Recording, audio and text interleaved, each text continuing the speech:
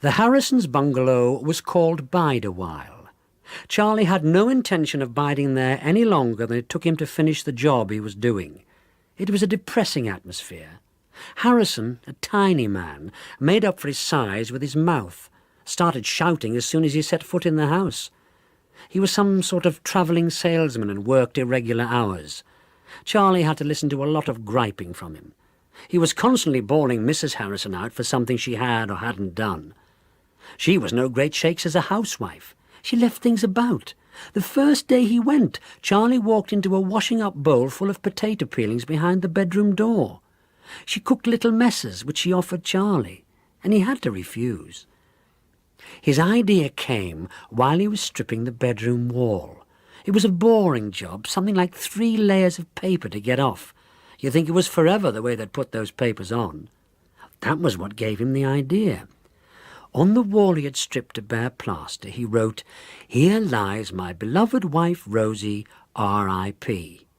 He often got ideas for a bit of fun. This promised to be one of his best. When Harrison came home and had finished exercising his vocal cords on his wife, he mounted the stairs to see how Charlie was getting on. "Taking your time, aren't you?" "Oh, there's a lot of old stuff to come off," Charlie said. "Some of this paper goes back a long way. If I didn't have to work to earn a living, I'd have this finished in a day." "That's so."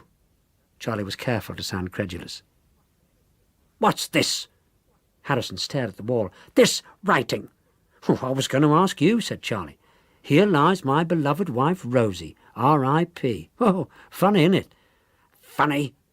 Harrison rounded on him, his brows gathering, colour rushing up to his hairline. "What the hell do you mean by it?" "Me? Oh, you don't think I wrote it, do you?" "It's freshly done." "Oh, sure, that's how it looks. The paste has kept it fresh, sealed it in." Charlie thought if he believes that, he'd believe anything. "If you didn't do it, who did?" "Rosie's husband," suggested Charlie, all innocence. Harrison turned the meaty shade of uncooked liver. His eyes stood out like organ stops. But those words came into Charlie's head, though he wasn't clear what organ stops looked like. Harrison went onto the landing and bawled, "Esther!" "It's nothing to do with her," Charlie said. She came up the stairs in a fluster, a corkscrew blonde who would be curvaceous if she gave her mind to it. But she was taken up with trying to keep Harrison's mind off her. "What the hell's this?" Harrison shoved her in front of the wall. "Look at this, will you?" She looked, bending close to read the writing. She touched it with a fingertip. "Oh, God." "This you're doing?" "Of course it isn't," said Charlie. "I've just uncovered it from under layers of old paper. If you ask me, it's been there years." "I am asking you." Harrison, squaring up to Charlie, failed to reach Charlie's top shirt button. "Who did this?" "Well, it's someone's idea of a joke. People love playing jokes. You wouldn't believe the sort of things they do. Someone put tomato ketchup in my brilliant white emulsion once. It went such a funny colour, I had to laugh." "Another joke like this," Harrison said, with a fox-terrier snarl, "and you'll laugh the other side of your face." "On the other hand," Charlie said gravely, "it might not be a joke." "What are you getting at?" "She might be here, this Rosie. If you ask me, this is a cavity wall." Mrs. Harrison gasped. Charlie winked at her over Harrison's head. "I'm asking you to get on with the job I'm paying you to do." Harrison brandished a fist which wasn't much bigger than a ping-pong ball and hustled Mrs. H out of the room. Charlie had to smile. Next day he stripped the rest of the wall, wiped off the inscription and started putting on the paper. Mrs. H brought him one of her cups of tea-cum-coffee. He complimented her on her choice of wallpaper. She said it was her husband's choice. "Well, roses are right for a bedroom," said Charlie. She gave him a straight look. "My husband was very upset. He couldn't sleep last night for thinking about that writing on the wall." "Oh, someone's idea of a bit of fun, that's all." "Your idea, wasn't it?" "What makes you think that?" "He was married before," she said. "Her name was Rosie." Charlie stared. "Oh, you've got to be kidding." "Why did you think of her?" "Well, anyone would." He pointed to the wallpaper. with all these roses around. My beloved wife, Rosie. Why did you write that? He started to bluster. Well, you trying to make something of it? I just wondered, she said sadly. You see, he was so very fond of her. I'm sorry. Charlie was genuinely sorry for this second Mrs. Harrison. It was my idea. I wrote what happened to come into my head. Look, can't we keep it to ourselves? If nothing more's said, he'll forget it the sooner. I shan't tell him. If I did, he'd beat you up. Charlie grinned. Proper little flyweight, isn't he? Eh? She seemed as if she might take exception to that. Her mouth hardened, then twitched as she looked into Charlie's grin. He said, "You're better off laughing." And he saw her throat warm up. Her lips parted. She laughed deliciously, transformed and softened. Her face showed what a rarity laughter was with her. Charlie was agreeably surprised. The signals went off one after the other, red, yellow, green. He was about to step over his paste bucket and go to her, when she said, suddenly serious, "Rosie was such a good cook," and turned away. He finished the job on the bedroom without getting another chance to be alone with her. Harrison welched on the bill, claiming that Charlie had not done the work in the time stipulated, though to Charlie's best knowledge and belief no time limit had been set. He soon recovered from his non-experience with Mrs. Harrison, had quite forgotten it. Then his sister, with whom he lived, told him that Rosie had telephoned. He said he didn't know any Rosies, which was true. His sister said, "Rosie from Bide a while. You've had so many girls, you're bound to forget some of them." He figured it out. She wanted to get in touch and was using the name to keep her identity secret. He rang back. "Charlie here. Charlie Prince. I got your message." "Message?" she said. "What a message to ring you," he said. "When can we meet?" He was mistaken, she said. He was ringing the wrong number. Hearing Harrison's voice in the background, Charlie hung up. Late that same evening, he and 3 friends were sitting at cards, and he held the Queen of Hearts. His sister came in and plonked something down on the table beside him. "This must be for you." It was a single red rose, long-stemmed and close-furled, a high-class florist's flower. "Me?" he said. "You're the one who has dealings with her." "What dealings with who?" "Rosie," said his sister sharply. "One of those screwy teenagers, I suppose. I found this stuck in my milk jug. How she got in, I don't know." Charlie's friends pulled his leg predictably about Rosie Posey. He vowed it was a secret admirer of his sister's who had left the flower for her. When they'd all gone, he went out and rang from a call box. If Harrison answered, he wouldn't release the coin to make the connection.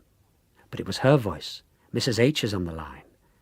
She said straight out, "Charlie, is that you?" She hadn't called him by name before. She made it sound private and special. Prickles started in his pelvic region. "Rosie here," she said. "Can you come round? I'm alone, all alone. I'll leave the back door ajar. It's Halloween. We'll dress up. It'll be fun. You like a bit of fun, don't you?" "You bet," he said. "Will you come soon?" "Coming now." Exalted, he brushed his teeth, sang as he dabbed aftershave behind his ears. "Rosie, Rosie, we'll be cozy when we do what we're gonna do." He didn't bother dressing up. Undressing was on his mind. There were no lights in the windows of Bide a While. She was waiting for him in the dark. He liked that. It did away with the unbuttoning and unzipping which he found off-putting. He was a romantic. He knocked over a milk bottle. It rolled away with what seemed ever-increasing echoes. When he pushed open the kitchen door, she was there. He felt her presence, warm and spicy, like the smell of a baking cake. All he could see was the little green light on the freezer. "Rosie," he said, "it's me, Charlie. Come out from wherever you are." He waited, listening. A tap dripped. She was waiting too, waiting to be tempted. It was usual, you could say inevitable. However willing a woman was, there had to be a performance, a show of resistance overcome. Charlie understood that it was different for a woman. He too had sensibilities. He spoke into the dark. "Trick or treat, isn't that what you're supposed to say on Halloween? What's it to be, Rosie?" She had come closer. He could hear her heavy breathing, pictured it filling out those neglected curves of hers. "Esther," he whispered the name. "Would you rather I called you that?" He reached out for her, touched only the dark. Her breathing became gusty and uneven. He couldn't get far on heavy breathing. "Trick or treat? Make it treat, Rosie. I'm not in the mood for tricks." The light on the freezer, suddenly intensifying, gave him sight of her. She had bothered, taken pains, obviously, to rig herself out for Halloween. Charlie was of the opinion that she had overdone it. No prospective or prospecting lover should be required to clasp his arms something which had every appearance of having been a long time dead, even if he could see that it had all been done with cardboard and dirty string, which Charlie could not see. What he saw was not flesh, and it wasn't bone. It was a structure of blackened twigs, like the twigs of a yew tree, with shreds of something connecting where her ribs might be to what should be her neck, but was a twisted rag. Instead of a head, she had a sort of cage draped with cobwebs. She had no face as such, yet he knew she was facing him, and he wished she wasn't.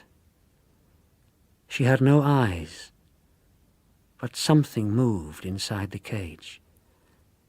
"Hey," he said, "you look terrible." He heard a rustle, more of a scratching really, and he realized that the spicy baking smell was gone. Instead there was a bitter whiff which got up his nose. But his stomach gave a final lurch when he saw that she was actually falling apart, dropping to bits as she moved towards him. Not caring or daring to stay and work out how the effect was being achieved, he tried to dodge. He blundered into the kitchen table, sent flying a bowl which smashed resoundingly and spread over the floor some horribly viscous, sticky stuff. It turned out to be eggs, but he was not to know that at the time. Trying to keep his feet and his distance, he fell against the cooker, pulling down a pan of cold soup. She came and stood over him. He felt one of the black twigs stirring in his hair. He lay helpless and in mortal dread. The light, mercifully switched on, showed Harrison in blue pyjamas. At his side, wearing a cute little number in nylon nightdresses, was Mrs. Harrison. Charlie, wiping his eyes and getting egg on his face, could see nobody and nothing else in the kitchen, for which he was profoundly thankful. His stomach struggled back to normal, and he struggled to his feet. Only momentarily lost for words, Harrison roared, "What the hell's going on?" Charlie said he'd been passing, seen the door open and movements in the dark, and had come to investigate. He sounded plausible. When Harrison cried, "Movements? What movements?" Charlie said of course it must have been Mrs. H. in the kitchen. "My wife," said Harrison, coming over very quiet, "has been in bed with me all evening." There was a pause, allowing Harrison's temper to peak. "You son of a bitch! You broke in to see what you could steal!" He advanced on Charlie, his small fists flailing. Charlie did not move. Somehow he felt he owed it to Harrison to take a pummeling from him. He got away with a bruised eye and a bloody nose. Harder to take was the old plaster dust in his hair.